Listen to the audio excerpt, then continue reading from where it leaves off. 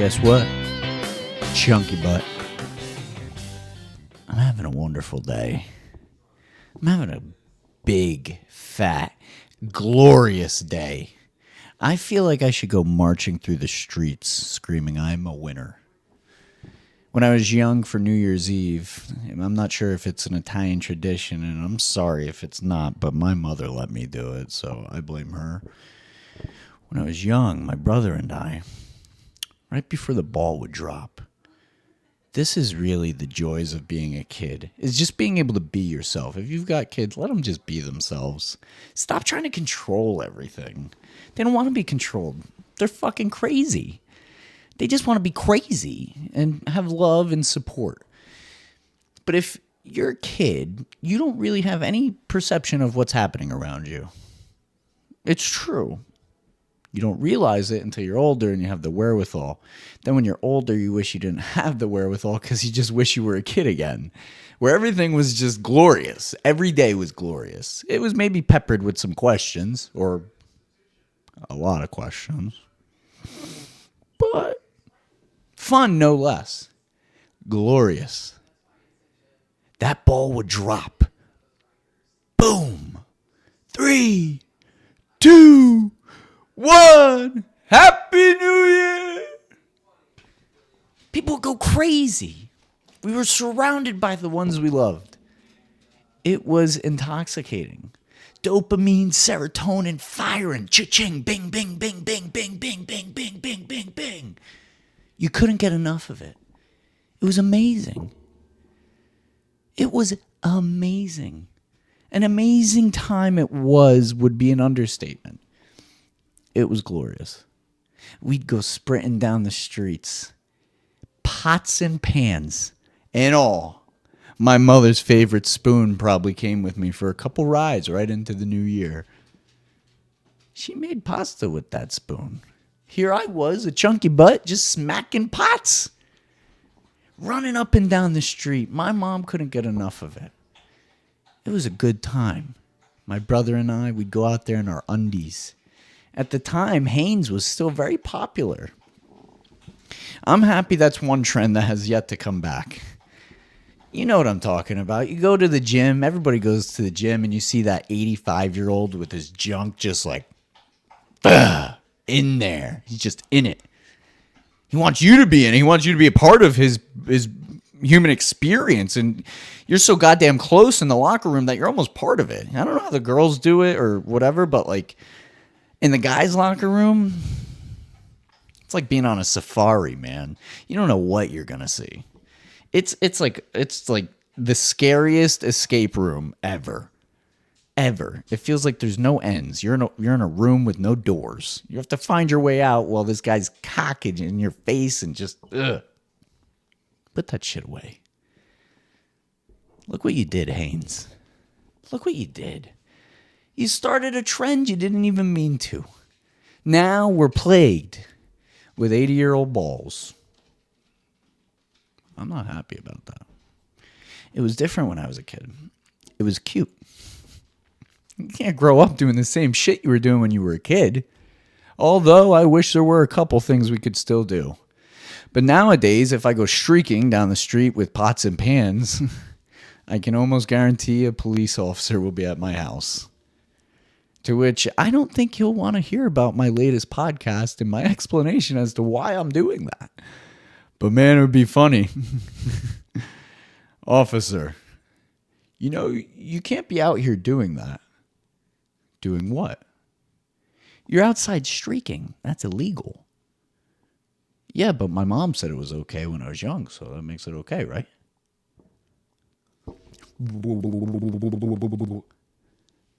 Sir, I'm going to need you to turn around. Put your hands behind your back. Stop resisting! Stop resisting! No, I wouldn't do that. If a cop told me to just spin around, I'd be like, you make the rules and I'm just playing the game, officer. I want nothing wrong to go wrong. And in those situations, you feel like anything could go wrong and everything's wrong. Even if you're a law-abiding citizen, you might just be like, you got a target on your back. I've been feeling that lately.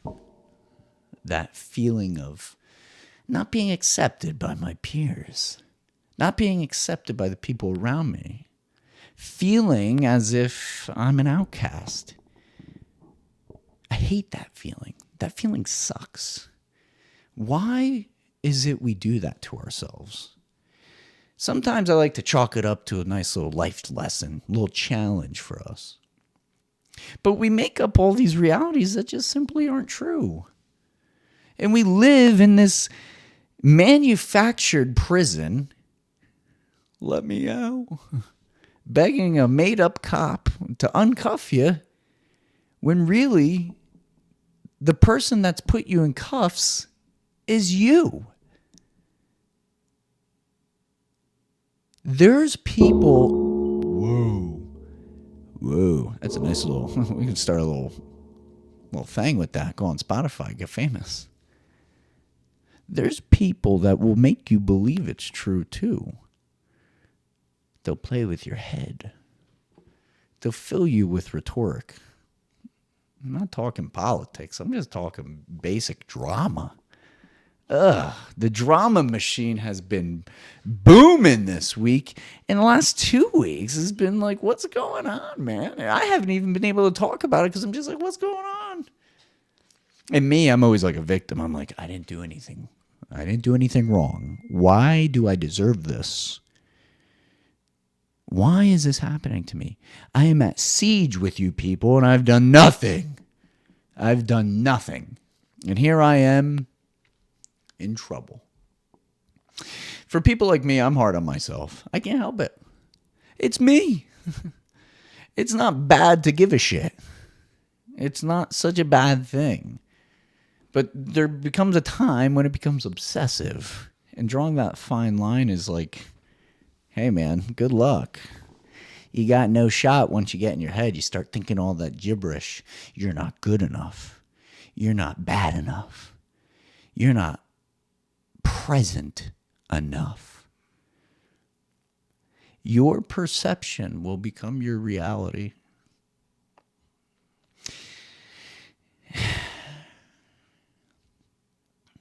That's scary. Because what you believe and what you feed yourself will evidently become you. It's like waiting until you're dying, which is a tragedy, but we all know that we don't live forever. It would be nice, but at the same time, could you imagine what we would look like at 200 years old? We'd look like a washed up Slytherin from Harry Potter, and I don't even watch Harry Potter. You know? Could you imagine trying to get through bingo at 200 years old at the old folks' home? Like, what's the goal? What's the goal? What's the gift? What's the incentive? Why am I here? Why do I care? You're not going to die. It's all just in your head. And you miss out. You miss out on the goodness. And you feel guilty. And you should feel guilty. Because you cannot wait for life to happen for you. You can't. And here at the Anything Goes podcast, the No Name podcast, the It's Me, Anthony, your host podcast, anything goes. And maybe it's not what you want to hear, but if you feel guilty, feel it. Let it course through your veins. But let it die eventually. People are not willing to let things go anymore, and we hold on to that. We hold on to all the wrong things, and we let go of a lot of the good things. And when you're a kid, you're not thinking about all that shit. You're just doing it. You're just being in it. You're just here now. You're just feeling it. Everything is on fire, you know? We wait until we're old and we're dying to make a choice, to say, I wish I tried a little better, a little harder, a little more. I should have gone to that place. Maybe I should have went on that trip. Like my grandma. I tried convincing her for years that she should start smoking weed. She'd be way happier. She'd feel less pain. I don't think she's changed her mind about that, but one can hope. One can hope. Coming up with a bucket list is an indictment on your life. waiting until you have a reason to do it. Come up with it now, where you are. Why not? Why put yourself in shackles and handcuffs by a made-up police officer? You are the cop, the judge, the jury. Make the choice and make it a good one. Why put yourself in hell? Life sucks. This sucks. It's visceral and it's here and it sucks. It will suck the life out of you if you let it. Let it put life back into you. Right? I always talk about on my shows that you should be snacking a lot. And I believe it. Having some food, having that creature comfort, it appeals to that embedded part of your DNA that makes you feel happy and good. Even if you make it up, fake it till you make it exists for a reason. I'm not nobody. I'm just somebody. But doing it and trying a little bit more to do it and getting out of your head and accepting that people don't hate you. You hate you. People aren't against you. People love you. Hello. Are you picking up what I'm putting down? There's people that would go to the edges of the earth, go through fire and brimstone, start a war for you. There's people that are vouching for you behind your back right now and you don't even know it. People protecting you, protecting your name. As a man, I was raised, I want to say by a man, but my dad was more of like a heathen. This is the same guy that one day I saw he had a new phone. I said, Daddy, what is that? You got a new phone? And he looked at me and he said, son, if you tell the government you're indigent, they just give you anything you want. He cracked the code. My daddy. He did it. He figured out how to get a handout. A man who worked his whole life for all that he had. And it may have not been much, but he believed in the basics and the principles of working hard and having a good work ethic and going and getting it. And not fucking worrying about all the, idiosyncrasies of life, the nuance and minutia that fills us. My daddy. Paving the path forward. The same man that created a business using all the initials of his kids, and that was his name. That was his name of his business. Sarmac. I said, Daddy, you put a rainbow on that card. Why? He was so happy about it. He said, well, you want to appeal to everybody, son. He was a businessman. He figured it out. By putting a rainbow, you could appeal to the likes of everybody. It was neutral. You were no one thing, and you are no one thing. That's a man that didn't wait for an invitation to live.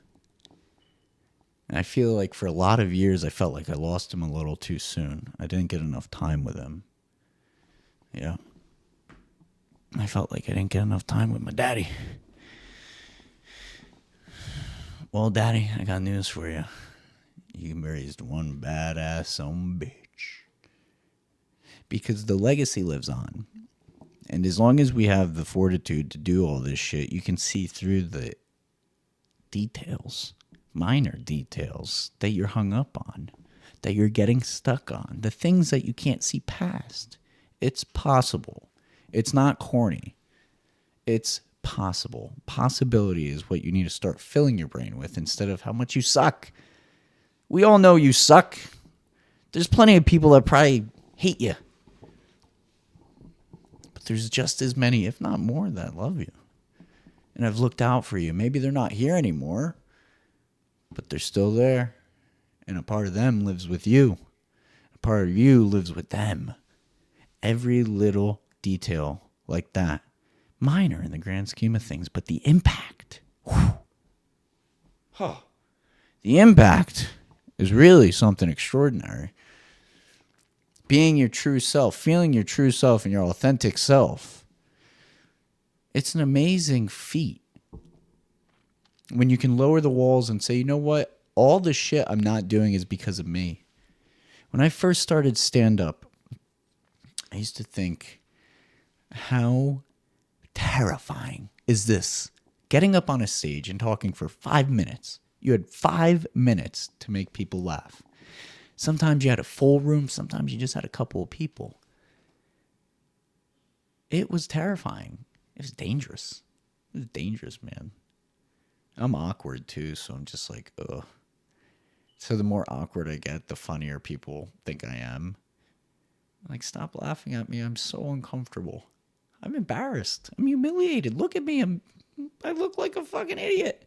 Like a naked baby. You know how salmon fucking swim upstream and they land on the land by accident? That was me. I'm just flapping around like, help me. I need to get off this fucking stage. That's life, man.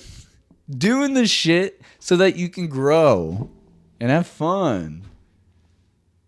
I used to do stand-up all the time, and these days I don't have as much time as I wish, but I still love writing because it challenges me to think outside the box. It challenges me to be free. It challenges me to be me.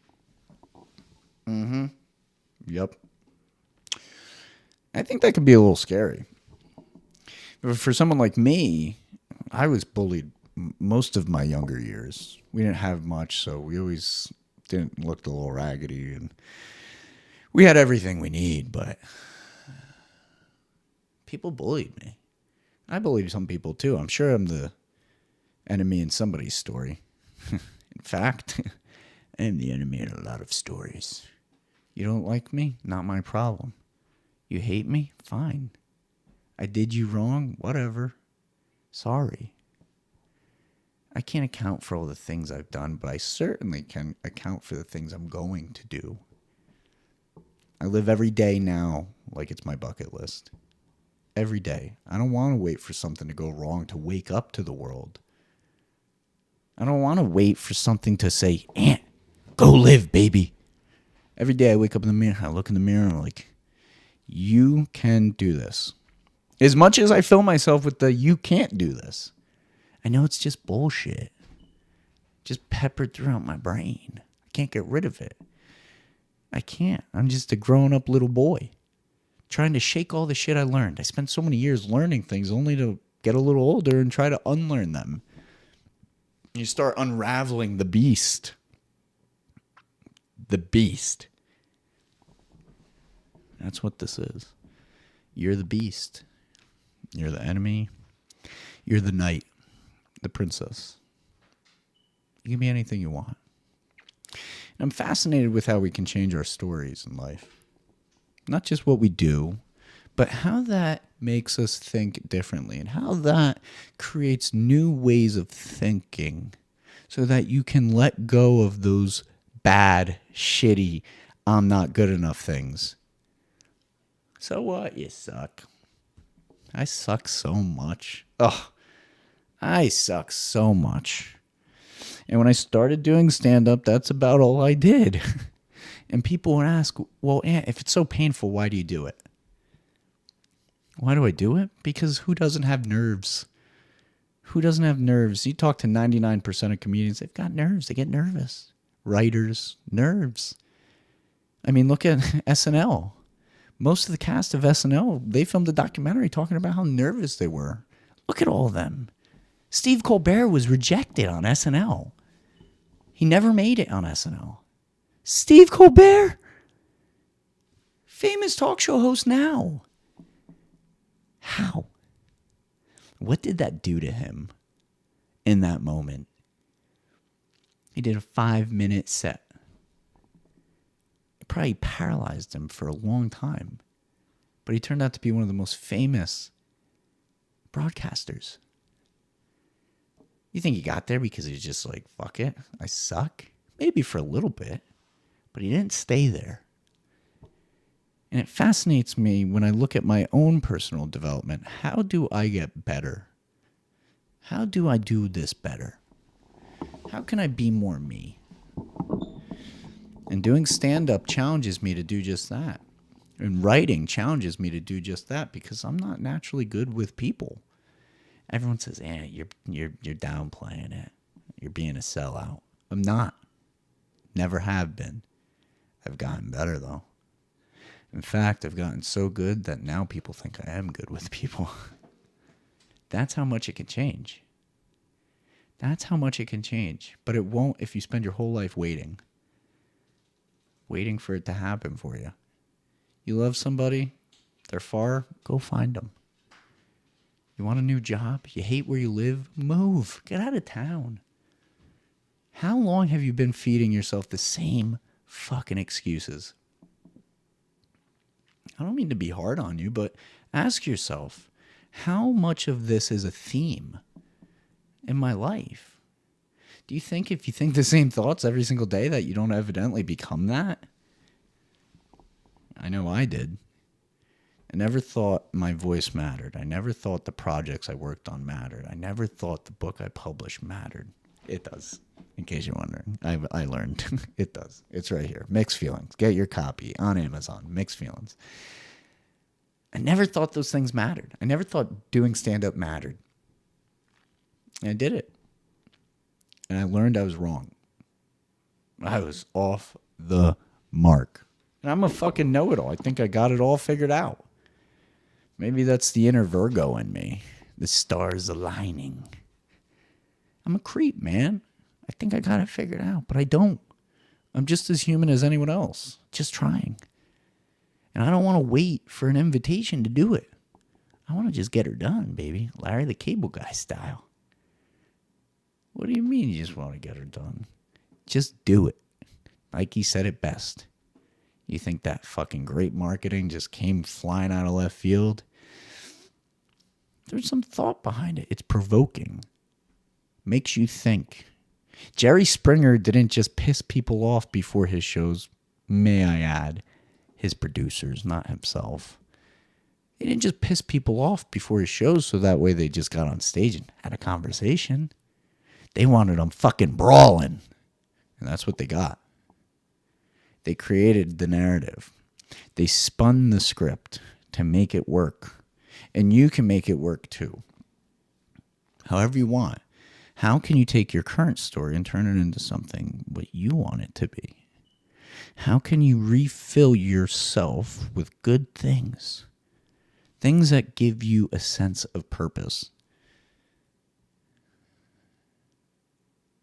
It's a big question. It's a big question. I'm a little upset I didn't bring any snacks today.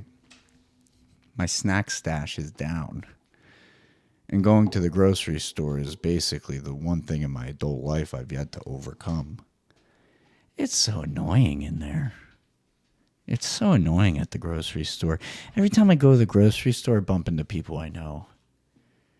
The grocery store is like the number one place. You could bump into literally anybody that you hate, and they're going to try to be your friend. Oh, how you doing? How things been? I'm okay. It's so annoying. They're like little parasites. I just want to get my oranges and get out of here. Gosh. Is that too much to ask? Yes, it is. Because it's not always going to go your way. Oh, you tried. You had the plan. You figured it out, and now you're just going to give up? No way, Jose. Not a chance in hell. Not in these streets. Hustlers don't give up, man. You going to let a crackhead out-hustle you? That's one of my favorite memes. Are you going to let a crackhead out-hustle you? Hell no. You got to get jazzed, man. You're on your way to work, get jazzed, get pumped up. So what everyone around you is miserable. That doesn't mean you have to be miserable. Really? Really? It's a crazy world out there. I hope you take the time to reflect on all the things that you do and don't do and the things you love and don't love about yourself. Because personal development and making time for it is not such a bad thing. But know when it's time to get your ass in gear. I miss doing stand-up, and I'm going to be getting back into it soon because I have tried my damnedest to open up my calendar, which just seems to be full all the time. It just always seems to be full. I don't know why. Because all I do is work, Work, work, work, work, work. Don't work your life away.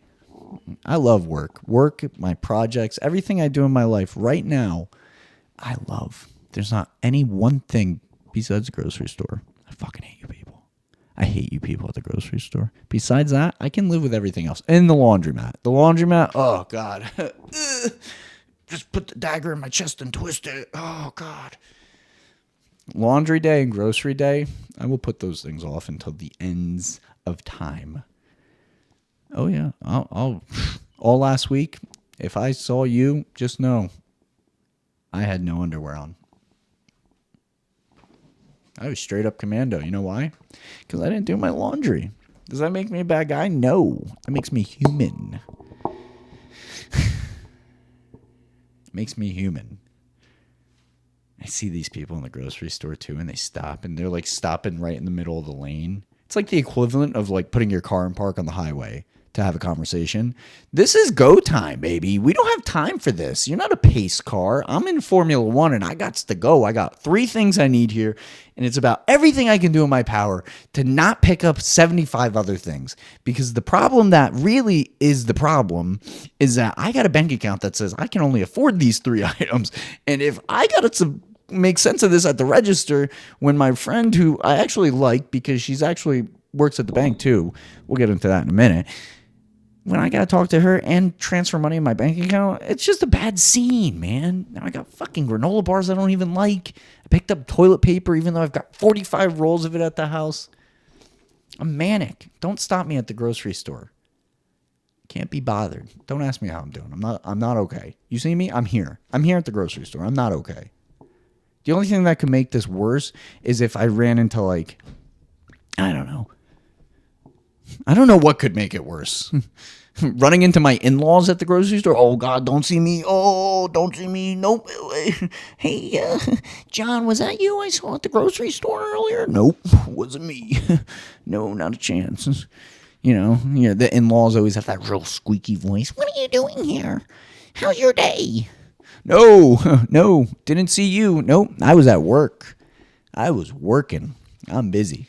I ain't got no time for grocery shopping. Busy man. I'm a hard-working man. Read it and weep. In-law. Got no time for food shopping. You know?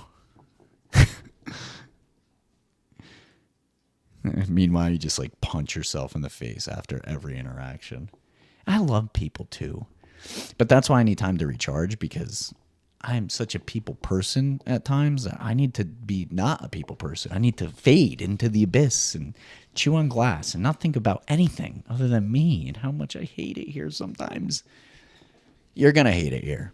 You should. Don't avoid it. Don't run from it. If it feels like the walls are closing in, just know that there is something on the other side. And God permitting, it's not a grocery store or a laundromat.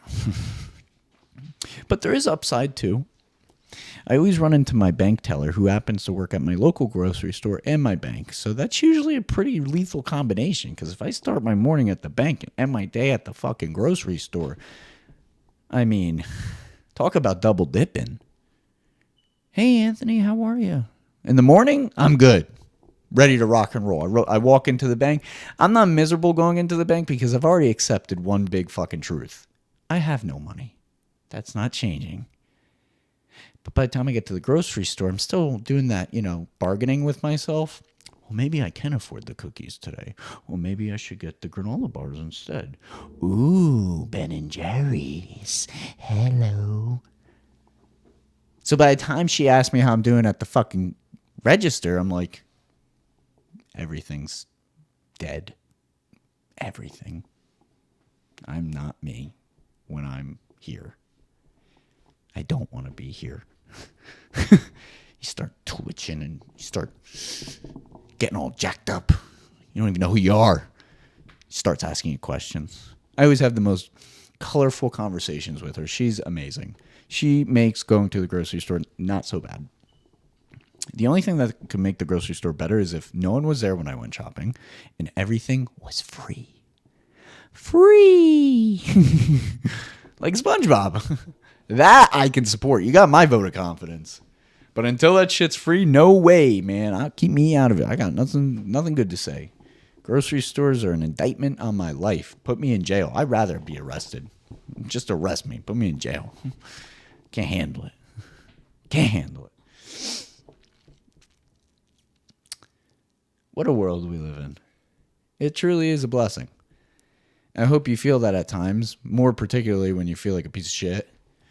Because that's when it counts most. That's when it counts, when you really need to take a risk on yourself. That's why I love doing what I do. I love being here to talk to you and being able to share all this crazy shit in my head. I mean, do I have a screw loose or what? Now, when you look at my dad's story, you know, the apple doesn't fall too far from the tree. Sorry. I'm broken. I'm a deeply, deeply flawed individual. But that, hear me when I say it, is your superpower. Okay. You read me? Uh-huh. Maybe daddy was punking the government for a free cell phone. I'm just trying to get some fucking blueberries for free, so who knows? Who knows? Everything is in one big circle. It's all continuous. That's why you, my friend, have to get prepped for your big week ahead. You have a huge week ahead because you are letting go of the bastard that you think you are and embracing the wonderful individual you are so that you can start having glorious days no matter what laundromat is in your way, no matter what supermarket is in your way. Don't even get me started about Walmart. I am racially profiled in that place. I'm just saying. I know what you're doing, Walmart. You got your checkers following me out into the fucking parking lot. That's where you see a different side of me. That's where my mom's side comes out. My mom, she sees those checkers. She's like, I paid. You got those self-checkouts? I'm not doing none of this bullshit. Nope. Fight me. I do the same thing, man. I keep walking. I show that receipt in the air. I'm like, This is my CVS receipt from last week. I don't even stop. I'm just beeline into the car. I'm like, please don't arrest me. Please don't arrest me. Please don't arrest me. Imagine. I see these people stealing TVs. I see them stealing all sorts of shit. It burns my ass because I got to pay for it. I'm broke. Sometimes I'm like, what if I did that? Could I get away with it? My luck, they'd catch me. And then I'd really be arrested. And when they tell me to put my hands behind my back, I'm like, oh, shit. This isn't some fucking metaphysical type shit that I made up in my head during one of my podcast episodes now, is it? I'm going to jail, huh, officer? I'm taking my sweet little jokes with me all the way to the bank.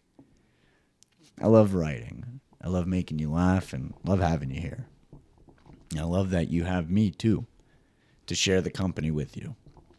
Life is about community and being free and finding what makes you feel free. Don't let all the hurdles slow you down. Look at Steve Colbert. Imagine he fell flat on his face after his SNL skit and just never picked himself back up again. There's so many stories like that. There's so many. If you want to have a glorious day, you need to wake up and know that's where it begins. Don't wait until you're dying to figure this shit out. Don't wait. Don't wait. Life is too short. It's too finite. Happens so fast. Dig deep. Remember that kid for New Year's when he went outside streaking with his brother. Banging pots and pans. Happy New Year. Happy New Year. That's the shit you need to bring to adulthood. That's the shit that you need to put on your bucket list. Not go streaking. Don't be ridiculous. I mean, hey, if you're cute, you know where I live, I got no gripes about it. But hey, you know, if you're those guys in the locker rooms and the tighty whities, stay the fuck away from me. I got no time for you. I'm fucking Grandpa Jenkins. I'm like Whitey from 8 Crazy Nights. That episode when he's got his hand in the kitty's mouth and he's like, My finger's in your mouth, kitty, but I don't feel any teeth. Stay away from me. Go back to playing bingo. Protect your energy. Because people are going to spend a lot of time trying to fuck you up, derail you, fill you with their rhetoric. It's crazy out there. Put your pinky high this week. Puff your chest out. Stand up straight. Stop sucking on your teeth. Eat more. Who cares if it's healthy or not? You only have one life, so eat what you want. Unless you're on the histories, my 500-pound life, then maybe listen to what your doctor tells you. Yeah, what am I saying? You're not going to listen to him anyway. There's no hope for you. Give up. Wave your white flag. Get pumped. Enjoy it. I know I will. Thank you for joining me for another lovely episode. As always, this is where anything goes. And thank you so much for being here with me. Make sure you subscribe and like and share with everybody you know. So one day I can look at this and go, that's pretty crazy. That's me. Peace out.